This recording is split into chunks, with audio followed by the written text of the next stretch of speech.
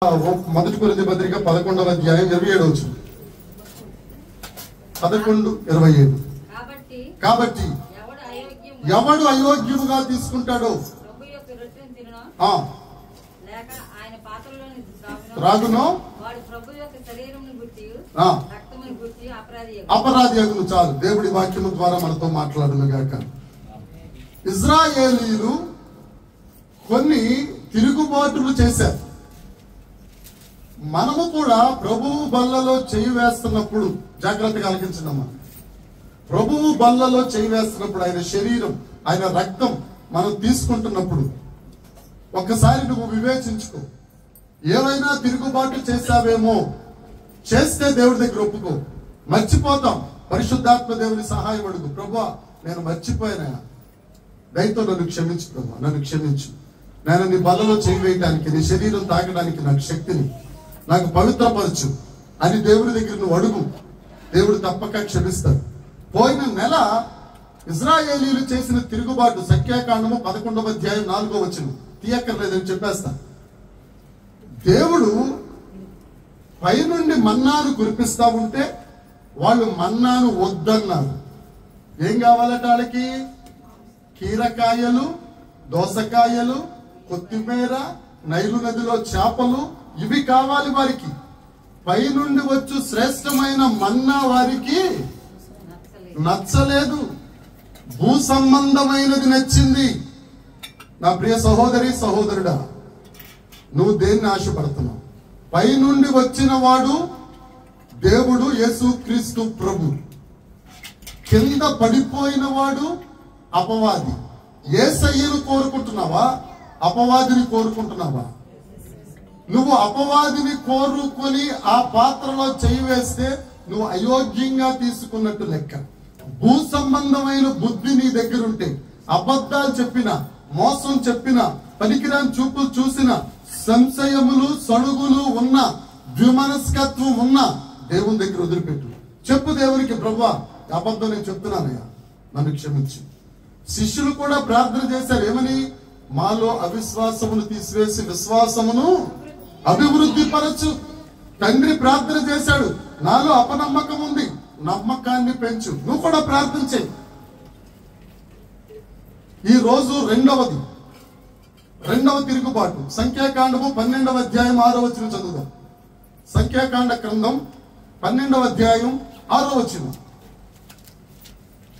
తీసారండి? చెప్పేనా? చెప్పండి.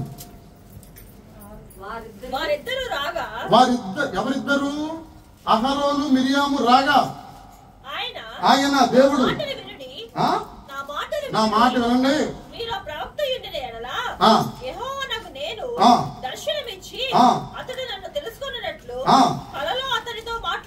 నేను ఎవరైనా ప్రవక్తలుంటే వాళ్ళతో కల్లో మాట్లాడతాను. నా సేవకుడైన మోషే అట్టివాడు కాదు. ఆయనతో నేను ముఖాముఖిగా ఒక స్నేహితునితో మాట్లాడినట్టు మాట్లాడతాను. మీరు ఆ సేవకుడినే మీరు సణుగు కొన్నారు. ఏంటి తిరుగుబాటు? సేవకుని మీద సణుగు కొన్నారు. దేనికి కొనున్నారు? వాళ్ళు ఏమన్నా మామూలు వ్యక్తులా? అహరోను ప్రధాన యాజకుడు, మిరియాము ప్రవక్తిని. 90 సంవత్సరాల వయసులో ఆ ఎర్ర సముద్రాన్ని దాటినప్పుడు ఆ గెలక తప్పిట పట్టుకుని యెహోవా నా బలం అని పాట పాడుతా ఉంటే 30 లక్షల మంది సైన్యం ఆ పాటను పాడారు. అంత గొప్పదావిడ. ఏమండి? అహరోను చిన్నింటోడు కాదు, మిరియాము చిన్నింటోడు కాదు. వారు మోషే గురించి ఏమని తిట్టుకున్నారు? మోషే 2వ పెళ్లి చేసుకున్నాడట. ఆ పెళ్లి చేసుకున్న ఆవిడ వీళ్ళకి నచ్చలేదట. ఎందుకని? ఆవిడ కూషు దేశపు స్త్రీ. ఆవిడ కూషు దేశం అంటే నీగ్రో, మంచి తెల్లగా ఉంటది కదా, నల్లగా ఉంటది, నలుపులో నాణ్యం.